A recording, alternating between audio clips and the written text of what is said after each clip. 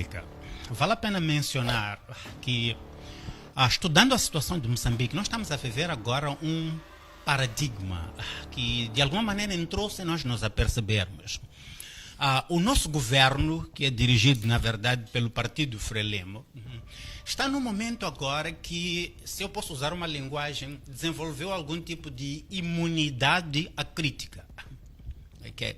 Tem tanta coisa errada que está acontecendo no nosso país que parece que o governo da Frelimo chegou a um ponto agora em que temos a Constituição da República, temos as leis, mas parece que ao mesmo tempo temos o Partido Frelimo e o nosso governo que se encontra acima das leis.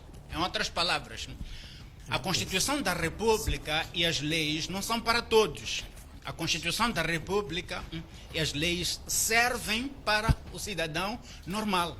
Então, o Partido Frelimo e o governo, como dizia, estão acima da lei. Essas violações de leis são tão constantes que chegou um tempo que criou em nós, o povo, um paradigma que nós achamos isso normal. Nós podemos ver tanta violação de lei, foi tão repetido, que agora se tornou um paradigma aceitável. Então o povo simplesmente aceita isso como se fosse... O anormal passou a ser normalizado. Exatamente. E o partido, este é um paradigma, e o Partido Frelimo já se imunizou. Tem um ditado ali que andam a dizer, né, que nós dizíamos antigamente, né, os cães ladram e a caravana passa. Em outras palavras, já não nos importamos. É aquela situação que vemos nas grandes urbes, que a pessoa sabe que urinar numa árvore é um problema. Entretanto, o faz mesmo diante do olhar dos outros concidadãos. Quer dizer, para ele aquela prática já não lhe choca, é normal. Parece que mas sabe agora mesmo. A esse respeito, até digo mais, o problema às vezes é a falta de recursos, não há outra alternativa. Porque na zona onde ele está, não tem casa de banho, ou então não há dinheiro para poder pagar uma casa de banho. Casas de banhos públicas. Mas voltamos à mesma situação. Passou a ser normal, quer dizer... Normalizar o anormal. Exatamente. Então há um tal padrão que o Partido Frelimo, MC Roger cantou uma canção há anos que dizia assim: falem bem ou mal de mim, mas falem de mim.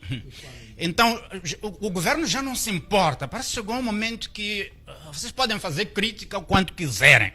Não vai mudar nada. E, por um lado, eles podem até ter razão. Né? Patrício Lumumba foi conhecido como dizer uma frase, a dizer: não se pode eliminar o imperialismo por gritar insultos contra ele. Então, tem que haver uma estratégia mais além de simplesmente estarmos a gritar insultos contra o governo e contra o Partido Frelimo, porque estamos a fazer isso há muitos anos. Agora, essa questão da probidade pública e a situação dos ministros, conforme estava sendo descrito aqui, esses escândalos, né, que já aconteceram no passado e estamos à porta deles, estamos sendo avisados agora que a CIP está-nos a dar um aviso sobre aquilo que pode vir a acontecer. Quando estamos a falar de probidade, temos que ir para a raiz. O que é que nós estamos a tratar aqui? Estamos a falar de um princípio, temos que compreender isso.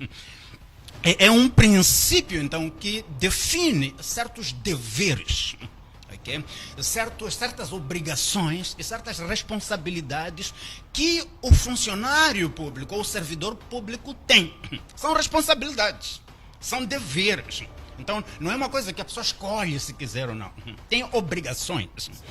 Para quê? Para que essa pessoa possa agir com integridade, estamos a falar aqui de integridade, honestidade, estamos a falar de agir com moralidade. Ética. Okay, exato, ética. Estamos a falar de agir com transparência. Okay? Conceitos que quase são estrangeiros no nosso país. Okay? Estamos a falar cada dia, agora aqui o doutor Mundan estava a mencionar aqui a questão de que só agora estamos a saber de mais uma dívida grandíssima, que não há transparência, as coisas são feitas no oculto, só agora que estamos a começar a saber. Então há certas... E agir com imparcialidade é outra questão. Então, se eu sou um servidor público, espera-se isso de mim. E é um princípio. E em princípios, os princípios são fixos e são previsíveis. Mas o que está a acontecer? Esses princípios estão sendo pontapeados. Okay?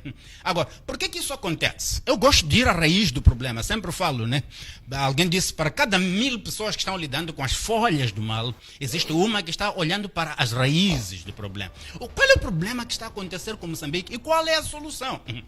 Porque, na verdade, a solução está aqui perto. Podemos ficar meio negativos, porque estamos tristes com a situação, mas eu tenho boa notícia.